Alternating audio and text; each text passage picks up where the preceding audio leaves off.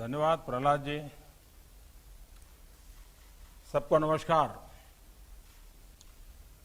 देश और विदेश में इस इवेंट में हिस्सा ले रहे सभी साथियों का बहुत बहुत स्वागत है। इतने चैलेंजिंग टाइम में इस तरह के इवेंट का होना, आप सभी का उसमें शामिल होना अपने आप में एक बहुत बड़ी आशा जगाता है, विश्वास का बहुत बड़ा संदेश लेकर के आता है। भारत कोरोना से लड़ेगा भी और आगे जीतेगा भी, आगे बढ़ेगा भी। भारत इस बड़ी आपदा को आपदा समझ करके रोते बैठने के पक्ष का नहीं है। भारत आपदा कितनी ही बड़ी क्यों न हो, उसको अवसर में बदलने के लिए कृत संकल्प है और हम सब मिलकर के आपदा को अवसर में बदलेंगे। कोरोना के इस संकट ने भारत को आत्मनिर्भर भारत, सेल्फ रिलायंट होने का सबक भी दिया है। आत्मनिर्भर भारत यानी भारत इंपोर्ट पर अपनी निर्भरता कम करेगा। आत्मनिर्भर भारत यानी भारत इंपोर्ट पर खर्च होने वाली लाखों करोड़ों रुपयों की विदेशी मुद्रा बचाएगा और देश के गरीबों के कल्याण के लिए काम में लाएगा।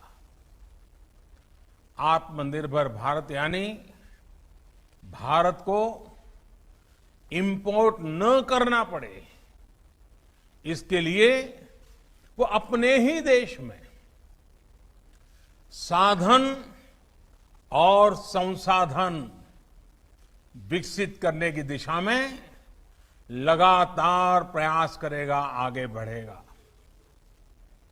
आत्मनिर्भर भारत यानी जिसे आज हम इंपोर्ट करते हैं, कल को, और ये बात मैं बहुत जिम्मेवारी के साथ आप सबके पर भरोसा होने के लिए कह रहा हूं, ये आप पर मेरा जो भरोसा है उसके लिए मैं कह रहा हूं कि आज हम जो इंपोर्ट करते हैं, कल को उसी के सबसे बड़े एक्सपोर्टर बनेंगे। साथियों, इस लक्ष्य को प्राप्त करने के लिए यह बहुत आवश्यक है कि हम एक एक सेक्टर को पकड़कर, एक एक प्रोडक्ट को पकड़कर, एक एक सर्विस का ध्यान करते हुए होलिस्टिक तरीके से काम करें। एक एक क्षेत्र को चुन करके उस क्षेत्र में भारत को आत्मनिर्भर बनाएं। आज का ये इवेंट इसी सोच को साकार करने की दिशा में एक महत्वपूर्ण इनिशिएटिव है, एक मजबूत कदम है। आज एनर्जी सेक्टर में भारत को आत्मनिर्भर बनाने के लिए, सेल्फ रिलायंट बनाने के लिए एक बहुत बड़ा कदम उठाया जा रहा है। ये कार्यक्रम सिर्फ कोल माइनिंग से जुड़े एक सेक्टर से जुड़े रिफॉर्म्स को जमीन पर उतारने का ही है, ऐसा नहीं है, बल्कि ये 130 करोड़ एस्पिरेशंस को रियलाइज करने का कमिटमेंट है। ये हमारे युवा साथियों के लिए रोजगार के लाखों अवसर तैयार करने की शुरुआत है। साथियों, सेल्फ रिलायंस के संकल्प को सिद्ध करने के लिए जब पिछले महीने आत्मनिर्भर भारत अभियान की घोषणा हुई थी तो कई लोगों को लगता था कि एक प्रकार से एक सामान्य सरकारी प्रक्रिया है, लेकिन महीने भर के भीतर ही हर घोषणा, हर रिफॉर्म्स, चाहे वो एग्रीकल्चर सेक्टर में हो, चाहे एमएसएमई के सेक्टर में हो, या फिर अब कोल और माइनिंग के सेक्टर में हो, हर क्षेत्र में एक साथ अनेक प्रकार के कदम उठाए जा रहे हैं, निर्णय किए जा रहे हैं और निर्णयों को तेजी से जमीन पर उतारने के लिए हर कोई कोशिश कर रहा है। ये दिखाता है कि भारत इस क्राइसिस को अपॉर्चुनिटी में बदलने के लिए कितना गंभीर है, कितना कमिटेड है। आज हम सिर्फ कॉमर्शियल कोल माइनिंग के लिए ऑक्शन ही लॉन्च नहीं कर रहे हैं, बल्कि कोल सेक्टर को दशकों के लॉकडाउन से भी बाहर निकाल रहे हैं। कोल सेक्टर के लॉकडाउन का क्या प्रभाव रहा है, ये मुझसे भी ज्यादा आप सब लोग बेहतर तरीके से जानते हैं। सोचिए, जो देश कोल रिजर्व के हिसाब से दुनिया का चौथा सबसे बड़ा देश हो, जो दुनिया का दूसरा सबसे बड़ा प्रोड्यूसर हो, वो देश कोल का एक्सपोर्ट नहीं कर रहा है, बल्कि हमारा देश दुनिया का दूसरा सबसे बड़ा कोल इंपोर्टर है, कोल आयात करता है।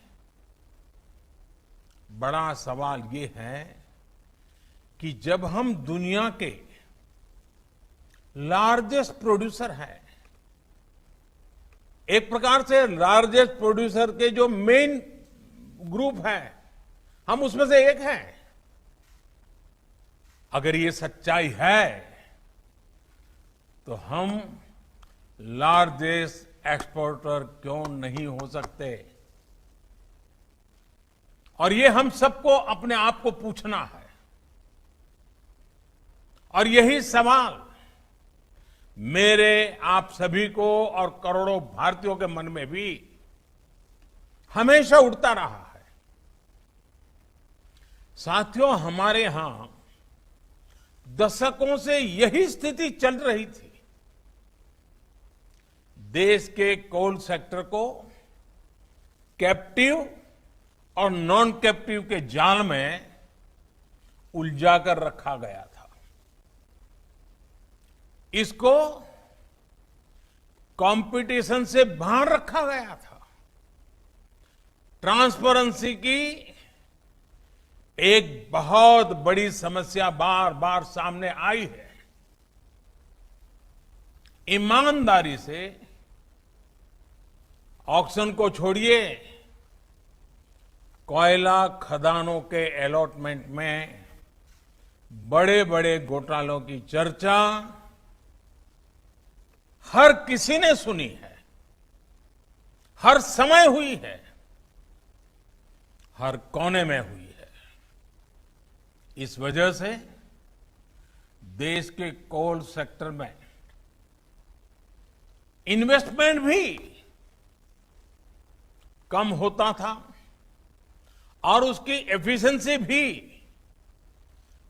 हमेशा सवालों के घेरे में रहती थी।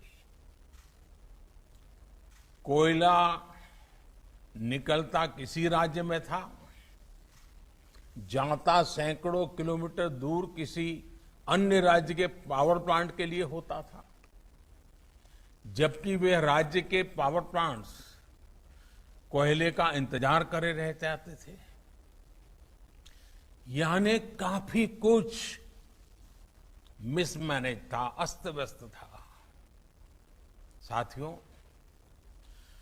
साल 2014 के बाद इस स्थिति को बदलने के लिए एक के बाद एक कई कदम उठाए गए। जिस कोल लिंकेज की बात कोई सोच नहीं सकता था, वो हमने करके दिखाया। ऐसे कदमों के कारण कोल सेक्टर को मजबूती भी मिली। आज बड़े बड़े रिफॉर्म्स को एब्सॉर्ब करने की ताकत उसके अंदर आ रही है। अभी हाल में हमने वो रिफॉर्म्स किए जिसकी चर्चा दशकों से चल रही थी, आप लोग भी कर रहे थे, जो अपने आप को एक्सपर्ट कमेंटेटर मानते हैं, वे भी कर रहे थे। अब भारत ने कोल और माइनिंग के सेक्टर में कंपटीशन के लिए, कैपिटल के लिए, पार्टिसिपेशन और टेक्नोलॉजी के लिए पूरी तरह से खोलने का बहुत बड़ा फैसला लिया है। इसका भी ध्यान रखा गया है कि जो नए प्लेयर्स, प्राइवेट प्लेयर्स माइनिंग के क्षेत्र में आए, उन्हें फाइनेंस के कारण कोई दिक्कत ना हो, उसका भी ध्यान रखा गया है ताकि नए लोगों को प्रोत्साहन मिले। साथियों, एक मजबूत माइनिंग और मिनरल सेक्टर के बिना सेल्फ रिलायंस संभव नहीं है, क्योंकि मिनरल्स और माइनिंग हमारी इकोनॉमी के इंपॉर्टेंट पिलर्स हैं। अब रिफॉर्म्स के बाद अब कोल प्रोडक्शन, पूरा कोल सेक्टर भी एक प्रकार से आत्मनिर्भर हो पाएगा। अब कोयले के लिए बाजार खुल गया है। जिस सेक्टर को जब जितनी जरूरत होगी वो खरीदेगा। साथियों, जो रिफॉर्म्स के लिए और जो रिफॉर्म्स हमने किए गए हैं, उसका लाभ सिर्फ कोल सेक्टर को ही नहीं, दूसरे अन्य सेक्टरों पर भी पड़ेगा। जब हम कोल प्रोडक्शन बढ़ाते हैं तो पावर जनरेशन बढ़ने के साथ ही स्टील, एल्यूमिनियम, फर्टिलाइजर, सीमेंट जैसे तमाम दूसरे सेक्टर्स में प्रोडक्शन और प्रोसेसिंग पर भी सकारात्मक पॉजिटिव इंपैक्ट होता है। सौभाग्य से हमारे यहां कोल, आयरन, बॉक्साइट ऐसे कई मिनरल्स के रिजर्व्स एक दूसरे के बहुत नजदीक होते हैं, बहुत आसपास ही होते हैं। एक प्रकार से परमात्मा ने जैसे क्लस्टर बना करके रखा हुआ है हमारे लिए।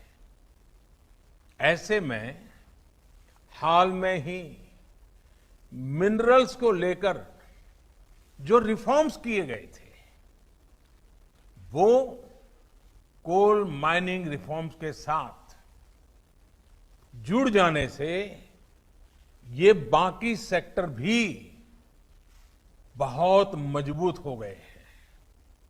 साथियों, कॉमर्शियल कोल माइनिंग के लिए आज जो ऑक्शन की शुरुआत हो रही है वो हर स्टेक होल्डर्स के लिए विन विन सिचुएशन है। इंडस्ट्रीज को, आपको, अपने बिजनेस, अपने इन्वेस्टमेंट के लिए हम नए रिसोर्सेज मिलेंगे, नया मार्केट मिलेगा। इसके साथ ही राज्य सरकारों को बेहतर रेवेन्यू मिलेगा। देश की एक बड़ी आबादी को रोजगार मिलेगा। एक प्रकार से गरीबों की सेवा का काम कोयले से भी हो सकता है, इसका विश्वास पैदा होगा। यानी हर सेक्टर पर एक पॉजिटिव असर देखने को मिलेगा। और मैं जो फील कर रहा हूं, इसके कारण हमारे देश के गरीब इलाकों के और गरीब लोगों के सबसे ज्यादा आशीर्वाद हम सबको मिलने वाले हैं। साथियों, कोल रिफॉर्म्स करते समय इस बात का भी ध्यान रखा गया है कि एनवायरनमेंट की रक्षा का भारत का कमिटमेंट कहीं से भी कमजोर न पड़े। कोल से गैस बनाने के लिए अब बेहतर और आधुनिक टेक्नोलॉजी का हम प्रयोग करना चाहेंगे और टेक्नोलॉजी आ पाएगी। कोल गैसिफिकेशन जैसे कदमों से एनवायरनमेंट की भी रक्षा होगी। कोयले से बनने वाली गैस का उपयोग ट्रांसपोर्ट और कुकिंग के लिए हो पाएगा। यूरिया और स्टील मैन्युफैक्चरिंग से जुड़े उद्योगों को प्रमोट करेगा। हमने लक्ष्य रखा है कि साल 2030 तक, 2030 तक, यानी कि इस दशक में करीब 100 मिलियन टन कोल को गैसिफाई किया जाए। मुझे बताया गया है कि इसके लिए 4 प्रोजेक्ट्स की पहचान हो चुकी है और इन पर करीब करीब 20,000 करोड़ रुपए इन्वेस्ट किए जाएंगे। साथियों, कोल सेक्टर से जुड़े ये रिफॉर्म्स ईस्टर्न और सेंट्रल इंडिया को, विशेषकर हमारी ट्राइबल बेल्ट को डेवलपमेंट का पिलर बनाने का भी एक बहुत बड़ा जरिया है। हमारे यहां जहां कोयला है, जहां मिनरल्स है, देश का वो हिस्सा प्रोग्रेस और प्रॉस्पेरिटी के मामले में उस स्तर पर नहीं पहुंच पाया है। देश का ये वो हिस्सा रहा है जहां बड़ी संख्या में एस्पिरेशनल डिस्ट्रिक्ट भी हैं। वो जिले जहां के लोग विकास के लिए एस्पायर कर रहे हैं, लालायित है, कर गुजरने का इरादा रखते हैं, सामर्थ्य है, शक्ति है, समझ है, सब कुछ है, लेकिन यही जिले विकास की दौड़ में बहुत पीछे रह गए हैं। आप कल्पना कर सकते हैं, देश में 16 एस्पिरेशनल डिस्ट्रिक्ट्स ऐसे हैं जहां कोयले के बड़े बड़े भंडार है, लेकिन इनका लाभ वहां के लोगों को उतना नहीं हुआ जितना होना चाहिए था।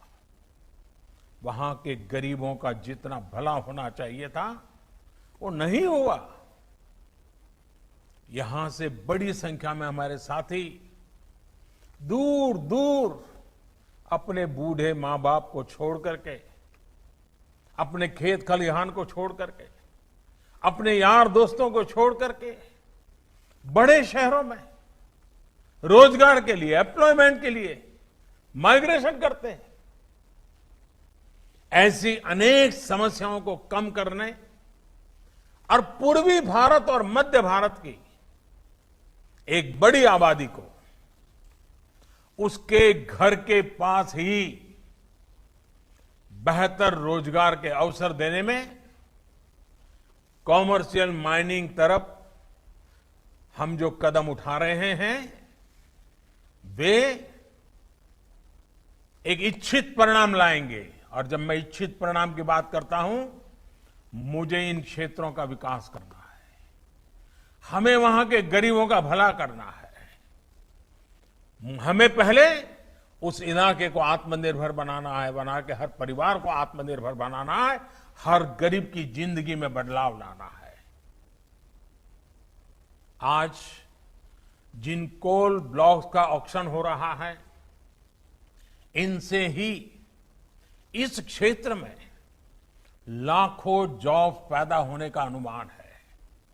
इतना ही नहीं, कोयला निकालने से लेकर ट्रांसपोर्टेशन तक को बेहतर बनाने के लिए जो आधुनिक इंफ्रास्ट्रक्चर तैयार किया जाएगा, उससे भी रोजगार के अवसर बनेंगे, वहां रहने वालों को अधिक सुविधाएं मिलेगी। अभी हाल ही में सरकार ने इस तरह के इंफ्रास्ट्रक्चर पर 50,000 करोड़ रुपए खर्च करने का निर्णय किया है। साथियों, कोल सेक्टर में हो रहे रिफॉर्म, इस सेक्टर में हो रहा निवेश लोगों के जीवन को, विशेषकर हमारे गरीब और आदिवासी भाई बहनों के जीवन को आसान बनाने में बहुत बड़ी भूमिका निभाएगा। कोल प्रोडक्शन में, अनकोल प्रोडक्शन से राज्यों को एक्स्ट्रा रेवेन्यू मिलेगा। उसका इस्तेमाल वहां की जन कल्याण योजनाओं में होगा, उस राज्य के विकास में होगा। इसके साथ ही राज्यों को डिस्ट्रिक्ट मिनरल फंड, उससे भी बहुत मदद मिलने वाली है और ये मदद जारी रहेगी। इस फंड का बड़ा हिस्सा कोल माइनिंग के आसपास के इलाकों में जरूरी सुविधाओं के विकास में लगाया जा रहा है। वहां के लोगों की जिंदगी, ईज ऑफ लिविंग, उनको जीने के लिए जूझना न पड़े, उन्हें सरकारों के साथ जद्दोजहद न करना पड़े, वो आत्मसम्मान से जिए, वो आत्मनिर्भर होकर के जिए। यानी जहां संपदा है वहां रहने वालों में संपन्नता भी हो। इस लक्ष्य को लेकर हम आगे बढ़ रहे हैं। आज उठाए जा रहे ये कदम इस लक्ष्य को हासिल करने में बहुत मददगार सिद्ध होंगे। साथियों, ये ऑक्शन ऐसे समय में हो रहा है जब भारत में बिजनेस एक्टिविटी तेजी से नॉर्मल हो रही है। कंजम्पशन और डिमांड बड़ी तेजी से प्री कोविड लेवल की तरफ आगे बढ़ रहे हैं। ऐसे में इस नई शुरुआत के लिए इससे बेहतर समय हो ही नहीं सकता। पावर जनरेशन हो, कंजम्पशन हो, पेट्रोलियम प्रोडक्ट्स की डिमांड हो,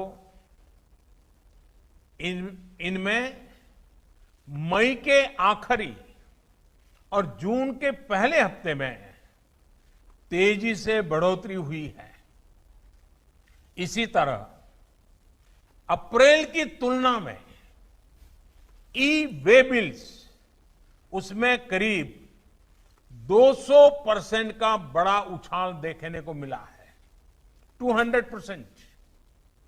जून में टोल कलेक्शन भी फरवरी के कलेक्शन का 70% तक पहुंच चुका है। मई के महीने में रेलवे फ्रेट टैरिफ उसमें भी अप्रैल की तुलना में 26% की इंप्रूवमेंट दर्ज की गई है।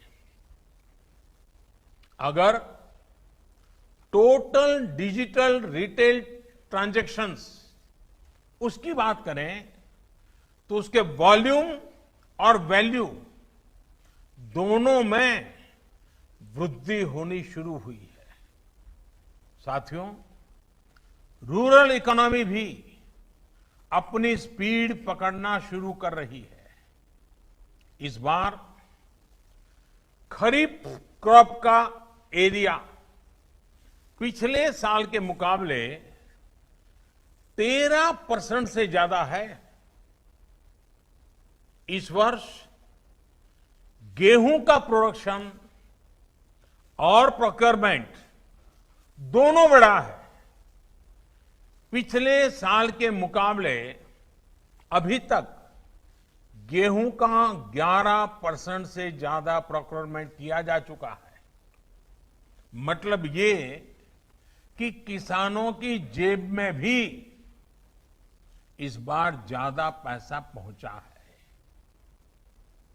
ये जितने भी इंडिकेटर्स हैं, मैंने बहुत ज्यादा समय लिया नहीं, कुछ कम गिनाए हैं। ये जितने भी इंडिकेटर्स हैं वो दिखा रहे हैं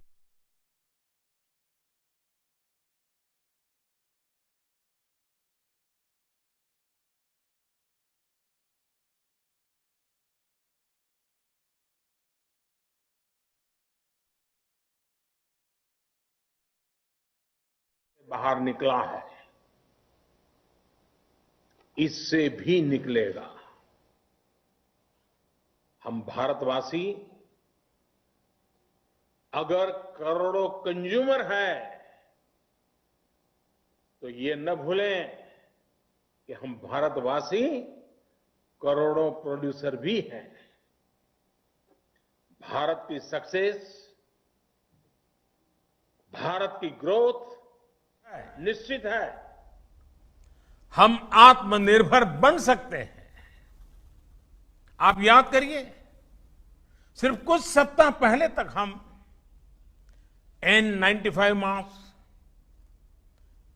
कोरोना की testing kit, personal protective equipment PPE, ventilator, अपनी जरूरत का ज्यादातर हिस्सा हम बाहर से मंगाते थे। अब भारत अपनी डिमांड को मेक इन इंडिया से पूरी कर रहा है। इतना ही नहीं, बहुत जल्द हम महत्वपूर्ण मेडिकल प्रोडक्ट्स के एक्सपोर्टर भी बनेंगे। आप अपना विश्वास, अपना हौसला बुलंद रखिए। हम सब मिलकर के ये सपने साकार कर सकते हैं। हम आत्मनिर्भर बन सकते हैं। और ये हम सबका संकल्प है, 130 करोड़ देशवासियों का संकल्प है। हमें आत्मनिर्भर भारत बनाना है और हम आत्मनिर्भर भारत बना सकते हैं। सेल्फ रिलायंट इंडिया की जो जर्नी 130 करोड़ भारतीयों ने शुरू की है, आप भी उसके भागीदार हैं। आप नेतृत्व करने के लिए आगे आइए। जीवन में ऐसे मौके बहुत कम आते हैं जब कुछ कर करके इतिहास को मोड़ देने की मौका आ जाता है। आज भारत के उद्योग जगत को, आज भारत के व्यापारी जगत को, आज भारत के सर्विस सेक्टर को लीड करने वाले लोगों के लिए इतिहास को बदलने का मौका आया है। इतिहास की दिशा बदलने का मौका आया है। भारत के भाग्य को बदलने का मौका आया है। हमें इस मौके को जाने नहीं देना है। हमें इस अवसर को छोड़ना नहीं है। आइए भारत को आगे बढ़ाएं, भारत को आत्मनिर्भर बनाएं। साथियों, आज मुझे आपके बीच आने का मौका मिला। मामला तो कोयले का है, हीरे के सपने देख करके चलना है। एक बार फिर आप सभी को इस अहम शुरुआत के लिए, कोल सेक्टर के इस अहम पड़ाव के लिए मेरी तरफ से बहुत बहुत शुभकामनाएं हैं। मैं विशेष रूप से मंत्रिपरिषद के मेरे साथी प्रहलाद जोशी जी को और उनकी टीम को बहुत बधाई देना चाहता हूं, क्यों उन्होंने इस लॉकडाउन पीरियड का इतना उपयोग किया, पूरे डिपार्टमेंट के हर बारीकियों का अध्ययन किया, देश के लिए नया क्या कर सकते हैं, नए तरीके से क्या कर सकते हैं, उन्होंने एक बहुत बड़ी लीडरशिप दी है। मैं प्रहलाद जी को, उनके सचिव और उनकी टीम को आज बहुत बधाई देना चाहता हूं। आपको लगता होगा कि आप एक छोटा सा कार्यक्रम कर रहे हैं। प्रहलाद जी, मुझे नहीं लग रहा है, मैं तो देख रहा हूं कि आप आत्मनिर्भर भारत के लिए एक मजबूत नींव आज डाल रहे हो, और इसलिए और आपकी टीम बहुत बधाई के पात्र है। उद्योग जगत के जो साथी आज यहां मौजूद है, उनको मैं फिर से एक बार विश्वास दिलाना चाहता हूं, मैं आपके साथ हूं। देश हित के हर काम में आप 2 कदम चलिए, मैं 4 कदम चलने के लिए आपके साथ हूं। आइए हम मिलकर के इस अवसर को जाने न दें। फिर एक बार आप सबको बहुत बहुत शुभकामनाएं, बहुत बहुत धन्यवाद।